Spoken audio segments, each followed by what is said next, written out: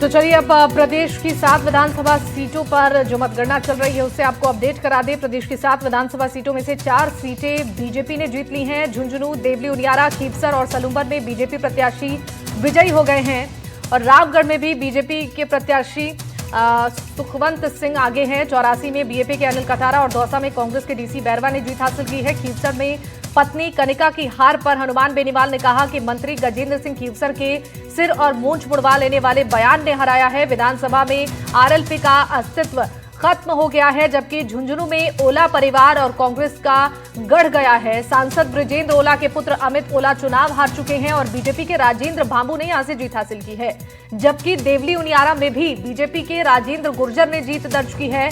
SDM को थप्पड़ मारने वाले निर्दलीय प्रत्याशी नरेश मीणा को उन्होंने चुनाव हराया। आदिवासी सीट 84 में एक बार फिर भारत आदिवासी पार्टी बीएपी का वर्चस्व कायम रहा है। बीएपी के अनिल कटारा ने चुनाव जीत लिया है और बीजेपी के कारीलाल ननोमा को उन्होंने चुनाव हराया है।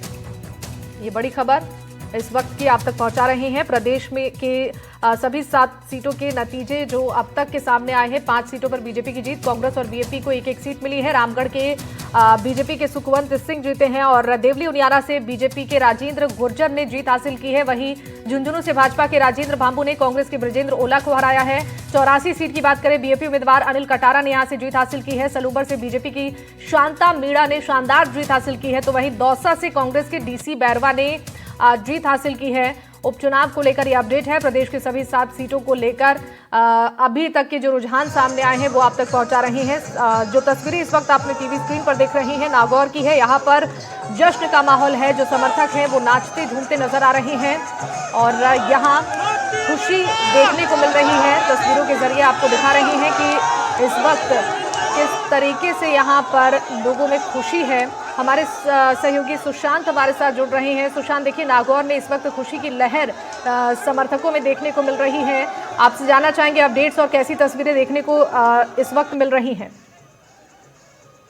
देखिए, बड़ी तस्वीर है और बड़ी जीत की बड़ी तस्वीर, क्योंकि एक तरीके से हनुमान बेनीवाल के गढ़ में आपने सेंध लगाई है भाजपा ने और वो जीत का जश्न जो है वो उतना ही बड़ा है। और मैं अगर अपडेट की भी बात करूं तो रामगढ़ का परिणाम आ गया है। भाजपा के खुशवंत सिंह जो है उन्होंने जीत दर्ज की है। ये सीट भी बहुत महत्वपूर्ण है क्योंकि सीट पर कांग्रेस अपना दावा कर रही थी। उनको लग रहा था कि वो बहुत मजबूत और बेहतर स्थिति में है, लेकिन भाजपा ने यहाँ पर टिकट का जो सिलेक्शन है बहुत अच्छा किया।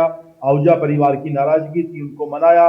कांग्रेस ने परिवारवाद पर दांव चला था। जुबेर खान जो कि दिवंगत नेता हैं कांग्रेस के, उनके बेटे को टिकट दिया था यहाँ इस सीट पर आर्यन, लेकिन वो चुनाव हार गए हैं। और इस चुनाव में आप ये भी देखिए कि परिवारवाद को जनता ने नकारा है। अगर हम किरोड़ीलाल मीणा के भाई की बात करें, आर्यन की बात करें, हनुमान बेनीवाल की पत्नी की बात करें, ब्रजेंद्र ओला के इस बीच आपको रोकना चाहूंगी यहाँ पर सुशांत। इस वक्त क्या कुछ डोटासरा की तरफ से कहा जा रहा है, सुनाते दर्शकों को। के जो चुनाव में प्रचार के लिए गए थे उन सब लोगों से फीडबैक लेंगे और फीडबैक लेने के बाद में हम लोग इसको और कैसे ठीक करके और आगे कैसे इस सरकार को घेर सकते हैं और आगे आने वाले पंचायत राज के चुनाव, नगर निकाय चुनाव में हम कैसे कांग्रेस पार्टी को जीत दिला सकते हैं, इस दिशा में हम लोग काम करेंगे। सर, 7 सीटों में जिस पर सबसे बड़ी हार हुई है झुंझुनू में, उस सीट पर कांग्रेस के नेताओं को दूर रखा गया, ऐसा क्यों हुआ? देखिए, जब कैंडिडेट तय कर देते हैं उसके बाद में उस कैंडिडेट और वहां जो इकाई काम करती है उसकी जो भी डिमांड होती है किसी भी नेता को बुलाने की, कोई मैनेजमेंट की, तो उसके ऊपर काम किया जाता है। तो मैं समझता हूं कि उन्होंने यहां जब आए थे, ओला साहब खुद भी थे और सब लोग थे उनके संगठन के, उस वक्त वो पूरी तरीके से आश्वस्त थे। लेकिन मैं समझता हूं कि इसमें कहीं न कहीं कोई कमी रही है, तो उसको हम लोग देखेंगे, समझेंगे। वहाँ के जो जितनी भी हमारी टीमें लगाई हुई है उन टीमों से हम रिपोर्ट लेंगे। जो ऑब्जर्वर हमने लगाए थे उनसे हम लेंगे और उसके बाद में उसको कैसे ठीक किया जा सकता है, क्या कमियां रही, वो सब चीज़ें हम लोग बाद में करेंगे।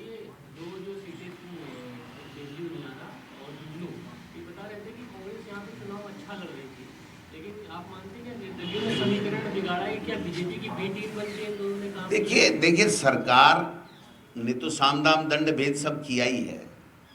आप देखिए कि किस प्रकार से देवली उनियारा में जो किया गया 11 बजे किया गया, सुनियोजित रूप से किया गया, और कौन मंत्री और कौन विधायक फंडिंग कर रहा था, कैसे कैसे वहाँ पर कार्यवाहियाँ हुई, ये मुझे कहने की आवश्यकता नहीं है। बीजेपी के जो नेता है ना, वो खुद ही बता देंगे कि यहाँ क्या क्या हुआ, सरकार ने क्या क्या अन्यथा हथियार काम में लिए इस चुनाव को जीतने के लिए। थैंक यू, नमस्कार।